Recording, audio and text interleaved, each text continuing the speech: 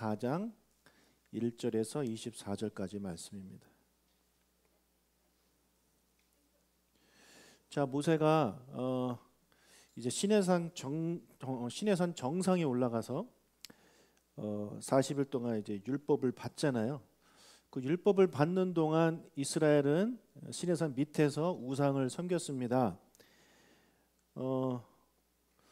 그래서 하나님은 분노하셨습니다. 그래서 이스라엘을 다 몰살시키고 모세를 통해 새로운 민족을 세우겠다, 그렇게 이제 생각하셨지만 모세가 3번에 걸친 중보 기도를 하나님께 드림으로 하나님이 마음을 돌이키셨습니다.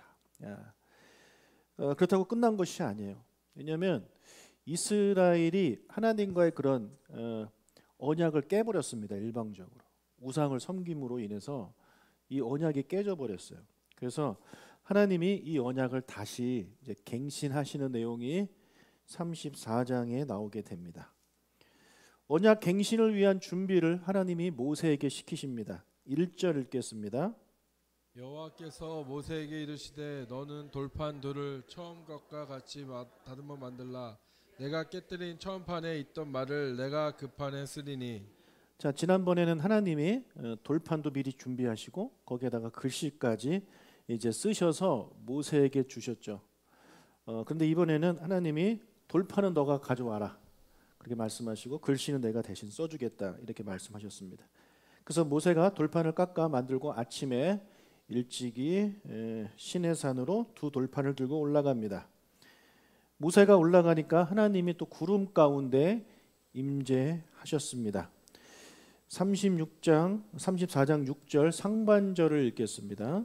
여호와께서 그의 앞으로 지나시며 선포하시되 여호와라 여호와라. 예, 하나님이 임하셔서 선포하셨는데요.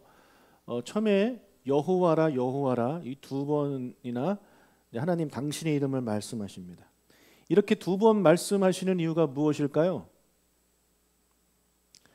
자, 우리가 금송아지 사건을 통해서 알게 된 것이 뭐냐면 지금 하나님과 언약을 맺은 이 언약 백성 이스라엘이 하나님의 이름조차 모르고 있었던 거죠. 예. 그래서 하나님이 그들에게 내 이름은 여호와야 잊지 말라라는 의미로 이제 2번 말씀해 주시지 않았겠습니까? 그리고 나서 하나님이 자신의 이름과 그 뒤에 이어 또 다른 자신의 모습을 계시하시는데 바로 하나님의 성품을 계시하십니다. 6절 하반절과 7절을 읽겠습니다. 자비롭고 은혜롭고 노하기를 더디하고 인자와 진실이 많은 하나님이라. 인자를 천대까지 베풀며 악과 과실과 죄를 용서하리라. 그러나 벌을 면제하지는 아니하고 아버지의 악행을 자손 3, 4대까지 보응하리라. 자, 이 구절은요, 34장 6절과 7절 이 구절은 출애굽기에 있어서 아주 중요한 말씀입니다. 여러분 어디서 많이 들어본 말씀일 겁니다. 이 구절이 어딘지는 모르겠지만 다른 데서 본 것 같아 라는 생각을, 좀 성경을 읽어보신 분들은 좀 아실 텐데요. 자, 요나가 니느웨가 멸망할 것이라고 외치고 다녔잖아요. 그리고 나서 어떻게 멸망하나 지켜보고 있는데 이제 멸망하지 않게 됐죠. 그래서 이제 그것을 보면서 요나가 하나님한테 불평하면서 하는 말이 있었습니다. 요나서 4장 2절입니다. 여호와께 기도하여 이르되 여호와여 내가 고국에 있을 때 이러하겠다고 말씀하지 아니하였나이까. 그러므로 내가 빨리 다시스로 도망하였사오니 주께서는 은혜로우시며 자비로우시며 노하기를 더디하시며 인애가 크시사 뜻을 돌이켜 재앙을 내리지 아니하시는 하나님이신 줄을 내가 알았음이니이다.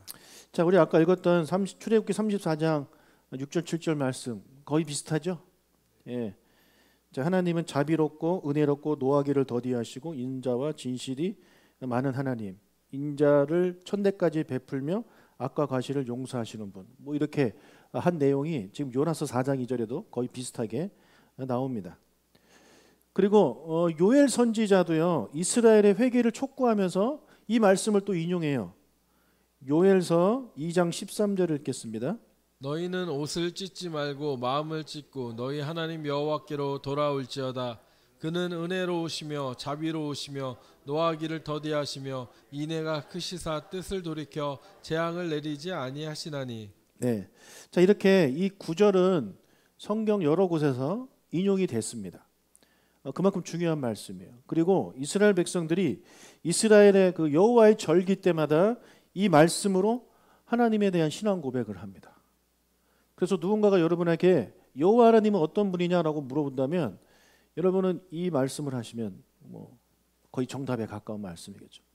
물론 저걸로 하나님을 다 설명할 수는 없지만 하나님 당신께서 당신에 대해서 나는 어떤 하나님이다를 직접 말씀해 주신 내용이에요. 그래서 우리 그 출애굽기 34장 6절 7절을 펴 놓으시고 거기에는 좀 펜이 있으신 분들은 밑줄을 쳐 주시기를 바랍니다. 하나씩 좀 살펴보도록 하겠습니다. 첫 번째, 하나님은 자비로우신 하나님이십니다. 예, 자비로우신.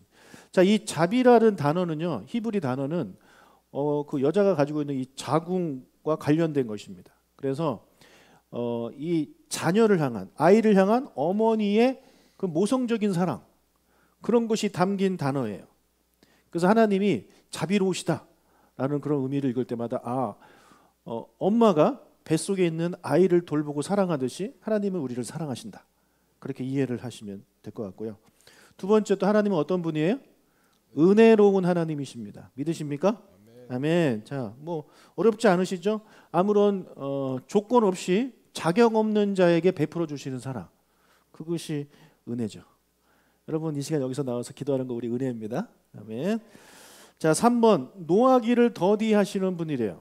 노하기를 더디하신다. 이것을 문자적으로 이제 해석을 하면 어떤 의미를 가지고 있냐면 긴 코를 가지고 있다. 뭐 그런 의미가 이제 있어요. 히브리 사람들은 사람이 화가 나면 코에서 열이 난다라고 이렇게 생각을 이제 했대요. 그래서 코가 길면 긴 만큼 화가 코끝까지 가는 게 좀 오래 걸리잖아요. 그래서 그런 의미를 가지고 있다고 합니다. 그래서 하나님은 노하기를 더디하시는 분이시다.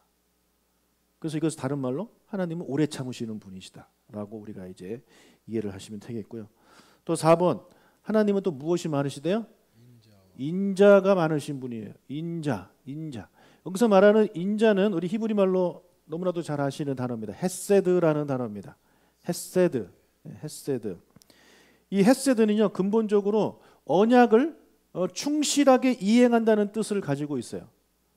그러니까 하나님이 이스라엘과 언약을 맺으셨잖아요. 근데 하나님이 굳이 이스라엘과 언약을 맺을 이유도 없으신 분인데 하나님이 언약을 맺어주시고 그 언약에 충실하시는 거예요. 그래서 하나님은 인자가 많으시다, 인자의 하나님이시다는 말씀은 언약을 지키시는 그런 말씀이시다는 거예요. 비록 이스라엘 백성이 그 언약을 어기고 언약에 맞지 않는 그런 행동을 한다 할지라도 이 언약을 체결하신 하나님은 인자가 많으신 하나님이시다. 그래서 그 약속을 지키시는 분이시다라는 의미로 우리가 이제 이해를 하시면 되겠습니다. 다음, 하나님은 진실하신 분이에요. 진실이 많으신 분이에요. 자, 진실은 우리가 진리라고 우리 이해를 할 수가 있는데 성경에서 말하고 있는, 특히 구약에서 말하고 있는 진실은요, 두 가지 의미를 가지고 있어요. 하나는 그 진실이 있고 또 하나는 신실이 있어요. 여러분, 진실과 신실은 완전히 다릅니다. 그렇죠? 진실은 진리라고 우리 이해를 하시면 되는데 신실은 뭐냐? 믿을만 하다라는 거예요. 하나님은 신실하신 분이다. 우리가 찬송가 오 신실하신 주, 거기 나오는 그 신실하시다가 하나님은 정말 신뢰할 만한 분이시다. 하나님은 믿을 수 있는 분이시다. 어떤 상황에서도 나는 하나님을 믿을 수 있는 분이다. 어떤 상황에서도 너희들은 나를 믿어도 좋다. 나는 그런 사람, 그런 하나님이다라고 이제 우리에게 말씀해주고 있습니다. 믿으십니까? 아멘. 예, 하나님은 신실하신 분이에요. 그래서 여기서는 진실보다는 신실에 더 가까운, 그렇게 이제 이해를 하시는 것이 좋겠습니다. 그다음, 하나님은 보여주세요. 계속 틀어내주세요. 예, 인자를 천대까지 베푸신다. 인자가 많으실 뿐만 아니라 그것을 얼만큼요? 천대까지 베푸신다는 거예요. 자, 천대까지 베푸신다는 것은 하나님의 인자가 영원하다라는 것을 우리에게 이제 말씀을 해주고 계시는 것이죠. 자, 7번, 일곱 번째로 악과 과실과 죄를 용서하시는 분이시다 라고 또 하나님이 이제 당신을 말씀하셨고, 그러나 내가 비록 인자가 영원하고 그리고 내가 악과 과실과 죄를 용서하는 하나님이지만 그렇다고 해서 벌을, 이 죄를 면제하지는 않는다. 우리가 이것을 오해할 수 있어요. 하나님은 인자가 많으시고 영원하시니까 우리가 아무리 죄를 져도 우리를 무조건 용서하실 것이다, 우리에게 한없는 은혜를 베풀어 주실 것이다 라고 우리가 착각할 수 있는데 그렇지 않다라는 거예요. 아무리 하나님이 인자가 많아도 하나님은 죄를 면제하지는 않아요. 그 죄를 회개하는 자들을 용서해 주시는 분이시지 용서하지 않는 자의 그 죄를 사해 주시는 분은 아니십니다. 자, 이렇게 하나님은 내가 어떤 하나님인지를 직접 우리에게 말씀해 주셨습니다. 여러분, 우리 옆 사람한테 여러분 자신을 한번 소개해 보세요. 쉽습니까? 나는 어떤 사람이야, 뭐 몇 살이고 이런 거 말고요. 나는 어떤 사람인지에 대해서 한 문장으로 설명을 해봐라 하면 아마 하기가 어려울 것입니다. 우리 이 유한한 인간도 그렇게 한 문장으로 설명하기가 어려운데 하나님 당신, 그 영원 무궁하신 무한하신 하나님 당신을 이 한 문장으로 표현하기가 너무 어려운 거죠, 우리 인간은. 그래서 하나님이 우리를 도와주시기 위해서 하나님 당신이 직접 말씀해 주셨어요. 그래서 하나님은 어떤 분이냐 라고 물어본다면 우리는 이 말씀하시면 돼요. 하나님은 자비롭고 은혜롭고 노하기를 더디하시고 인자와 진실이 많으신 하나님이시다. 인자를 천대까지 베푸시고 그 다음에 악과 과실과 죄를 용서하시고 그러나 벌을 면제하지는 않으신다. 악행한 자한테는 하나님이 보응하신다. 이렇게 설명하신다면 우리는 그래도 어느 정도 제대로 된 하나님을 믿고 제대로 된 하나님을 이제 신앙 고백할 수 있게 되는 것입니다. 할렐루야. 아멘. 하나님을 좀 어렵지만 그래도 우리가 뭐 암송까지는 못하더라도 몇 개 단어라도 우리가 가지고 하나님을 설명하실 수 있는 여러분이 되셨으면 좋겠습니다. 자, 이렇게 하나님께서 당신의 이름을 말씀해 주시고 내가 어떤 하나님이다라는 것을 말씀해 주신 다음에 이제 언약을 갱신하십니다. 10절을 읽겠습니다. 여호와께서 이르시되 보라 내가 언약을 세우나니 곧 내가 아직 온 땅 아무 국민에게도 행하지 아니한 이적을 너희 전체 백성 앞에 행할 것이라. 내가 머무는 나라 백성이 다 여호와의 행하심을 보리니 내가 너를 위하여 행할 일이 두려운 것임이니라.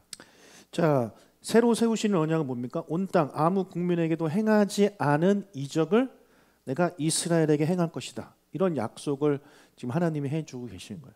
여러분, 여기 보면 이적이라는 단어가 나오는데 이 이적이라는 히브리 단어와 여기서 나온 어원이 뭐가 있냐면요, 구별하다라는 그 단어가 있어요. 구별하다. 여러분, 구별하다. 출애굽기 보면 구별하다가 많이 나옵니다. 특히 언제 어디서 나왔습니까? 구별하다가 10가지 재앙을 하나님이 내리실 때 애굽과 이스라엘을 구별하셨죠. 그렇죠. 애굽 사람과 하나님이 선택하신 이스라엘 백성을 구별하셔가지고 어떤 재앙은 동시에 내렸지만 어떤 재앙은 이스라엘에게 내리지 않으시고 구별해서 이제 애굽 사람들한테 내리지 않았습니까? 그 구별하다가 그런 의미를 가지고 있어요.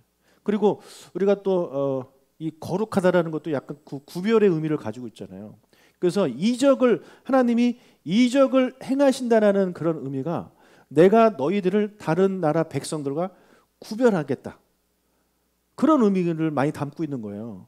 그러니까 하나님이 내가 너희들한테 이적을 행하겠다는 것은 다른 민족들한테 내가 기적을 행하지는 않겠지만 너희들한테만 내가 기적을 보여주겠다, 이렇게 의미를 우리가 해석을 하시면 안 되고, 하나님이 이스라엘 백성들을 물론 이적을 통해서 하지만 다른 민족들과 구별하셔서 하나님이 특별히 이스라엘 백성을 사랑하시고 인도하신다라고 그렇게 이해를 하시면 되겠습니다. 그래서 여러분의 삶에 하나님의 이적이 일어나기를 바라시는 분 계십니까? 그것은요, 내가 눈을 뜨고 뭐 앉은 자가 일어나고 이런 것도 이적이지만 그거보다 더 근본적인 이적이 있어요. 내가 죄로부터 구별된 거예요. 내가 세상으로부터 구별되고 내가 악인으로부터 구별돼서 하나님의 자녀가 된 거예요. 거룩한 자녀가 된 거예요. 여러분, 이거만큼 큰 이적이 있습니까? 없습니까? 예, 이거 뭐 큰 기적은 없습니다. 우리가 기대하고 세상이 말하는 기적은요, 언젠가 다시 원상태로 돌아가요. 병에서 고침받은 사람 다시 아파요. 죽었다 부활한 사람 다시 죽어요. 여러분, 홍해 갈라졌죠?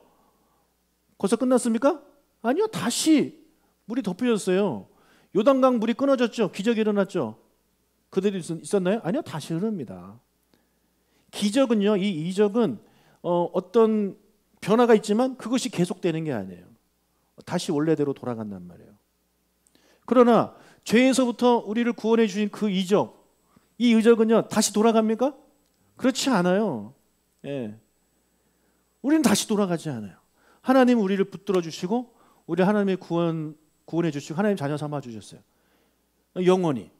이것이야말로 그 어떤 기적보다 이적보다 가장 큰 이적 아닙니까? 아멘. 그것을 이스라엘 백성들한테 행해 주시겠다고, 우리에게 해정해 주시겠다고 지금 하나님이 약속해 주시는 거예요.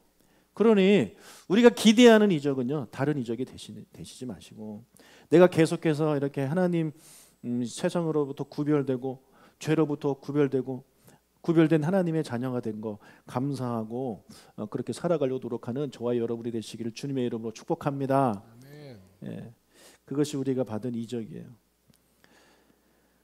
자, 이렇게 언약에 대해서 말씀하신 다음에 하나님이 이제 이스라엘한테 두 가지를 요구하십니다. 첫 번째는 거짓된 예배를 드리지 말라에 대한 말씀을 하시고, 두 번째는 뭘까요? 거짓된 예배를 드리지 말라면 두 번째는 뭐가 되겠어요? 참된 예배를 드려라. 거짓된 예배를 드리지 말고 참된 예배를 드려라. 이것을 이스라엘 백성들한테 요구하시는 거예요. 그래서 11절부터 17절까지가 거짓된 예배에 대한 내용입니다. 그리고 18절부터 26절까지가 참된 예배에 대한 그런 내용이에요. 먼저 거짓 예배에 대한 말씀을 드릴게요. 자, 거짓 예배는 어떤 게 거짓 예배겠습니까? 거짓된 예배의 대상을 예배하는 게 거짓 예배죠. 거짓 제사죠. 바로 우상에 대한 내용입니다. 우상을 섬기지 말라라고 하나님이 먼저 말씀하시는 거예요. 자, 왜 하나님이 우상을 섬기지 말라는 말씀을 하셨을까요? 우리가 조금 전에 그거 살펴보면 돼요. 지금 왜 갱신하고 있습니까? 언약을? 이스라엘 백성이 금송아지를 섬겼기 때문이잖아요. 우상 때문에 이 사태가 벌어진 거예요. 내가 모세의 중보로 내가 너희들 다 용서하고 내가 다시 너희들과 함께 가나안 땅으로 갈 거고 내가 다시 한번 언약을 세울 건데 너희들 분명히 잘 알아들어라. 나는 여호와고 너희들 절대 우상을 섬겨서는 안 된다. 그 말씀을 하고 계신 것입니다. 그래서 길게 말씀하세요. 11절을 읽겠습니다. 너는 내가 오늘 내게 명령하는 것을 삼가 지키라. 보라, 내가 내 앞에서 아모리 사람과 가나안 사람과 헷 사람과 브리스 사람과 히위 사람과 여부스 사람을 쫓아내리니. 자, 가나안 족속을 쫓아내야 되는 거예요. 먼저 이 말씀을 하시는 거예요. 가나안 족속을 쫓아내야 된다. 뭐 하나님이 하신다고 내가 쫓아낸다고 하셨지만 결국엔 사람이 전쟁을 해서 쫓아내야 되는 거거든요. 자, 그래서 하나님이 그 가나안 족속을 쫓아내고 더 나아가 진멸하라고 말씀하십니다. 되게 잔인한 말씀 같지만 하나님이 이렇게 하시는 이유가 있는 거죠. 왜냐하면 지금 이스라엘 백성은 가나안 민족들과 같이 있는 상황도 아니고 하나님이 함께 하시는 상황이고 기적을 본 지 뭐 수십 년이 지난 것도 아니고 지금도 오늘 아침에도 하나님이 기적을 본 민족들임에도 불구하고 금송아지 세워놓고 우상을 섬겼던 사람들이에요.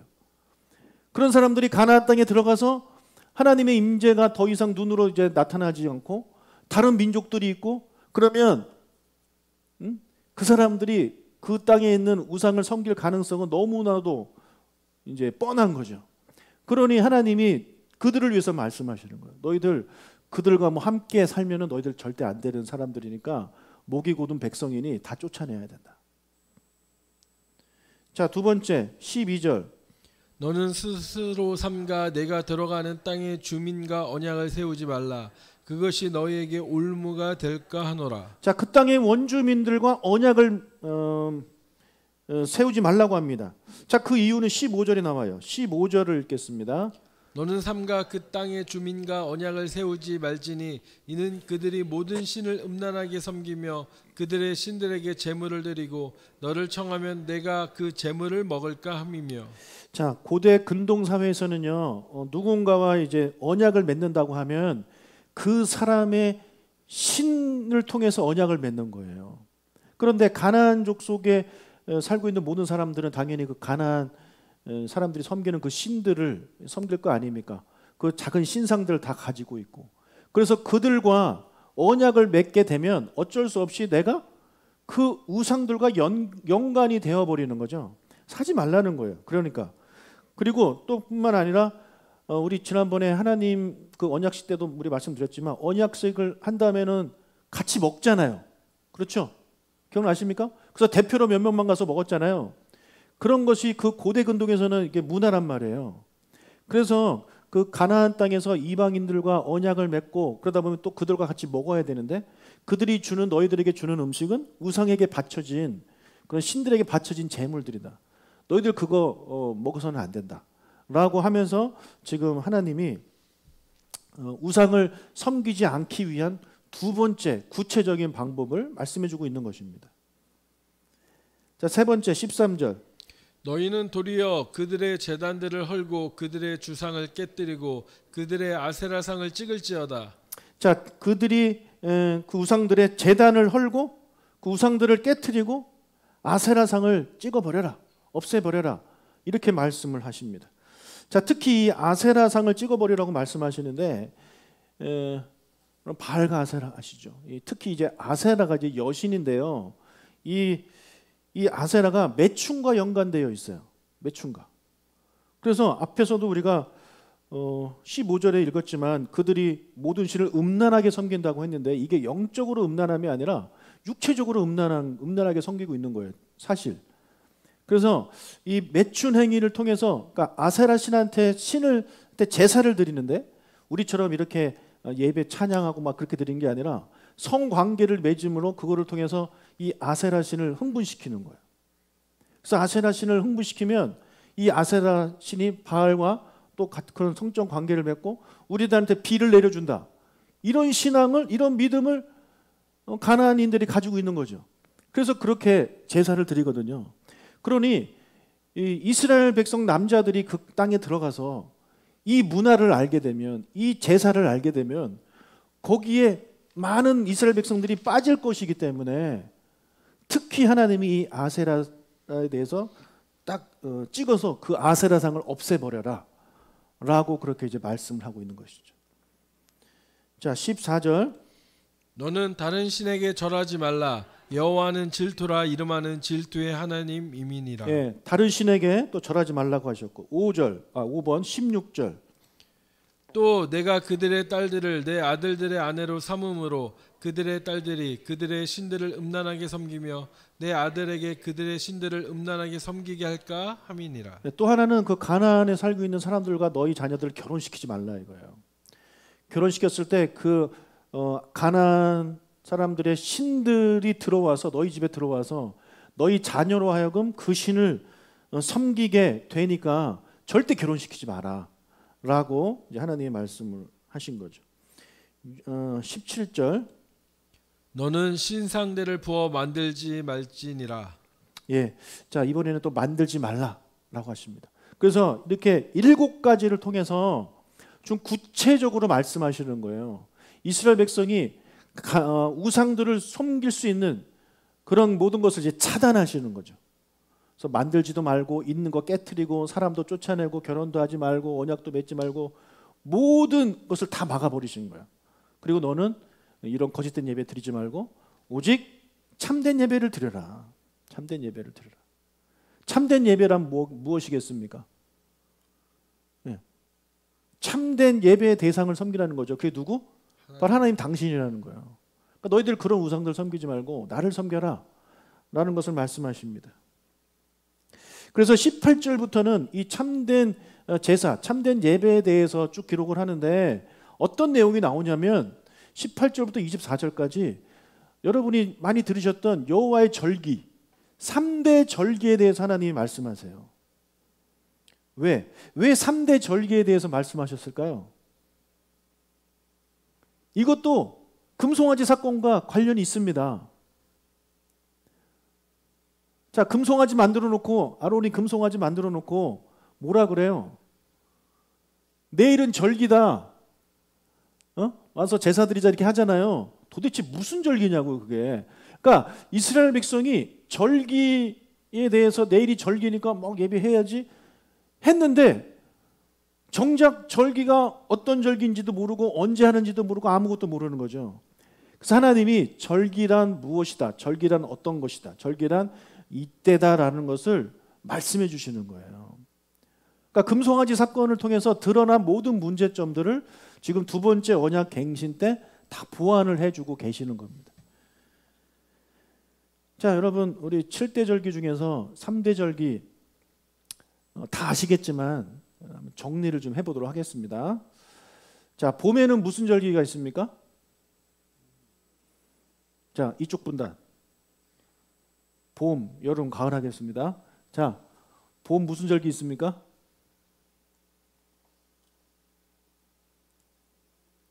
예?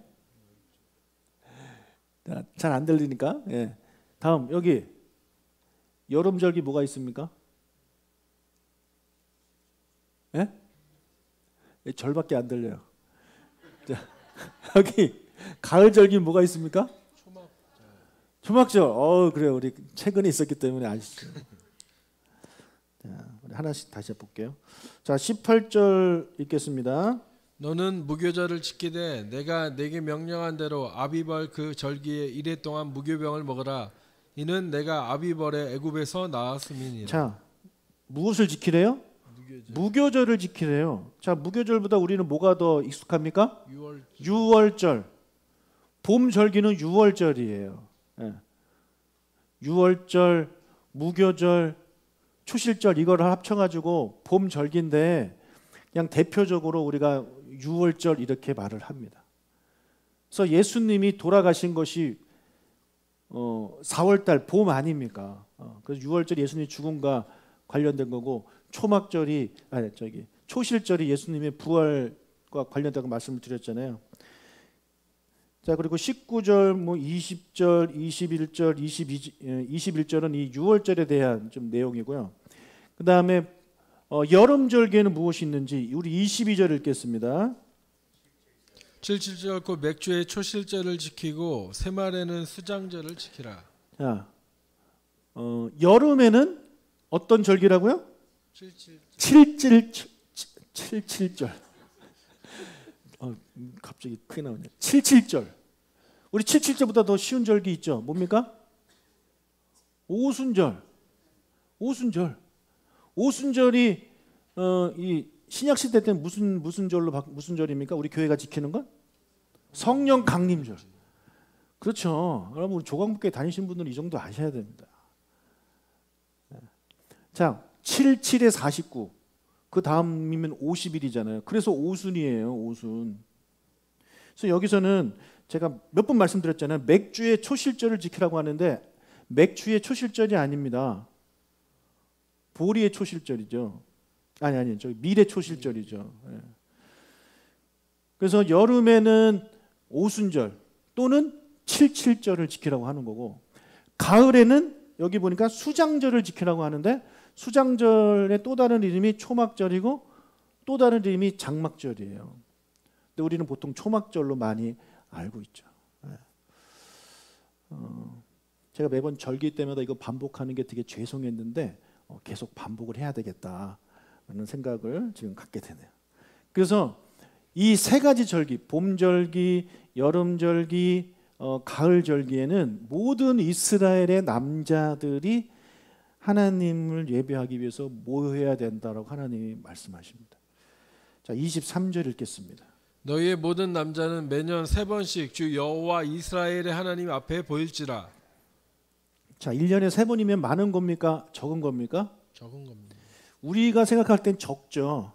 그런데 지금은 가나안 땅에 다 모여 살지만 이 광야에 가나안 땅에 들어가면 이제 흩어지잖아요. 전국으로 흩어져요.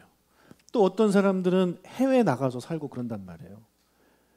자, 그런 사람들한테 1년에 3번 무조건 예루살렘으로 와서 제사드리라고 했을 때 이것이 많은 사람들한테는 큰 부담으로 오는 거예요. 왜냐하면 생업을 멈추고 와야 돼요. 지금처럼 차로 하루 만에 갔다 올 수 있는 게 아닙니다. 멀리 사는 사람들은요, 며칠 동안 왔다 갔다 해야 되는 거예요. 그럼 그동안 생업을 다 멈춰야 되는 것입니다. 그러니까 이 사람들이 이제 고민이 되는 거예요. 내가 생업을 포기할 것이냐? 내가 생업을 포기하고 하나님께 제사를 드리러 갈 것이냐? 아니면 하나님께 제사 드리는 걸 포기하고 내 생업을 이어갈 것이냐? 많은 사람들이 고민에 빠지게 됩니다. 그래서 하나님은 3번을 말씀하셨는데 실제로 사람들이 한 번은 가야지 해가지고 주로 한 번을 지켰다고 해요. 가까운 사는 사람들은 아니고 좀 멀리 있는 사람들. 그러면 그 1년에 한 번은 가야지 해가지고 가는 절기는 뭘까요? 6월절입니다. 그래서 6월절이 가장 큰 절기예요. 어마어마한 사람들이 6월절에 예루살렘에 갔단 말이에요. 예수님이 돌아가신 때가 6월절인데 거기에 그 예수님 6월절에 돌아가신 이유가 여러 가지가 있지만 그 중에 하나가 또 거기에 있어요. 왜냐하면 제일 많은 사람들이 예루살렘에 모였을 때 그때 예수님이 십자가 달려 돌아가시고 그리고 3일 만에 부활하셨잖아요. 그것을 그곳에 모인 정말 많은 사람들이 보고 듣고 알게 돼서 각자 고향으로 돌아가서 그 사실을 전하는 거죠. 예. 뭐 다른 절기 때 했다면 그만큼의 파급 효과는 없었을 것입니다. 아무튼 하나님은 3번 말씀하셨어요. 3번 오라고. 이것을 한 번 더 반복하세요. 24절. 내가 이방 나라들을 내 앞에서 쫓아내고 내 지경을 넓히리니 내가 매년 3번씩 여호와 내 하나님을 뵈려고 올 때 아무도 내 땅을 탐내지 못하리라. 자, 하나님이 한 번 더 말씀하시죠. 너희는 매년 3번씩 하나님을 뵈려고 찾아와라. 그런데 그때 뭐라 그래요? 내가 내 땅 아무도 내 땅을 탐내지 못하게 할 것이다. 이게 하나님이 하신 약속이에요. 이게 무슨 말일까요? 자, 남자들이 다 와야 돼요. 근데 보통 남자들이 밭에 가서 일을 하죠. 그리고 그 내 땅을 지키는 게 보통 또 남자들이잖아요. 그렇죠. 그래서 남자들이 다 내려올 때 하나님이 너의 땅을 책임지고 지켜주신다. 너희들은 내가 이 땅을 두고 예배하러 가면 손해가 있을 것이다. 농사에 손해가 올 것이고 또는 누군가가 내 땅을 빼앗아 갈 수도 있고 또는 다른 나라가 쳐들어와서 내 재산을 다 가져갈 수 있다. 그런 걱정을 할 수 있잖아요. 이런 걱정이 이제 들 때에 사람들은 예배 드리러 가는 게 주저하게 되는 거죠. 그래 안 그래요? 네. 하나님이 약속하시는 거 걱정하지 마라. 내가 반드시 책임진다.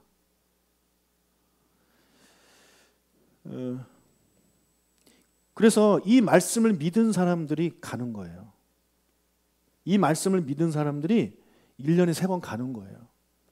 이 말씀을 못 믿는 사람들은 1년에 한 번 가는 거고 정말 못 믿는 사람은 아예 안 가고 어쩌다 한 번 가는 거죠. 지금 우리의 신앙생활과 어떻습니까? 똑같아요. 똑같아요. 자, 우리가 거룩한 주일에 모여서 예배할 때도 이런 믿음이 요구되는 겁니다. 이런 믿음이 요구되는 거예요. 우리 주일 성수라고 말을 하는데 내가 일주일에 한 번 하나님께 예배드리러 갈 때 내가 예배드리러 가면 그만큼 손해볼 것이라는 생각이 드시는 분들이 있어요. 내가 뭐 가게 문을 닫는다든지 그렇죠? 학생은 공부를 하는 시간을 쉬어야 된다든지 뭐 놀러 가는 거 좋아하는 사람들 그거 자기 또 손해보는 거고 여러 가지로 내가 하나님께 제 예배를 드리러 가면 세상에서 말하는 어떤 손해가 나에게 있을 것이다. 내 라이벌은 지금도 일하고 내 라이벌은 지금도 공부하고 하는데 내가 이 시간에 교회 가서 예배 드리면 나에게 손해가 있을 것이다. 이런 걱정과 염려가 있는 사람들은 못 오죠. 못 와요. 어쩌다 한번 오는 거예요. 어쩌다 한번. 그것조차도 없으신 분은 아예 안 오시는 거고. 그러나 정말 이 말씀을 믿는 사람들은 하나님이 지켜주신다는데, 뭐 하나님이 손해 안 보게 해주신다는데, 뭐 가서 예배드려야지, 당연히 예배드려야지 하고 하면서 이 자리에 찾아오는 거죠. 저는 이게 이스라엘 사람들에게 주신 말씀이지만 우리에게도 주신 말씀이잖아요. 여러분들이 이 34장 24절 이 말씀을 믿으시길 축복합니다. 너가 매년 새년 세 번씩 여호와 내 하나님을 뵈려고 올 때에 아무도 내 땅을 탐내지 못하리라. 우리가 매주 주님께 나와 예배할 때 그 어떤 것도 우리에게 피해를 줄 수 없을 것이다. 금요일도 마찬가지죠. 금요일은 우리가 예배는 아니고 이제 기도회로 모이지만 하나님을 위해서 하나님 나라에서 기도회로 모일 때 하나님이 꼭 이 주일 예배만 책임져 주시겠습니까? 아니요. 하나님께 시간을 더 드리고 더 사랑을 드리는 사람들 하나님이 어찌 책임지지 않으시겠습니까? 그래서 우리가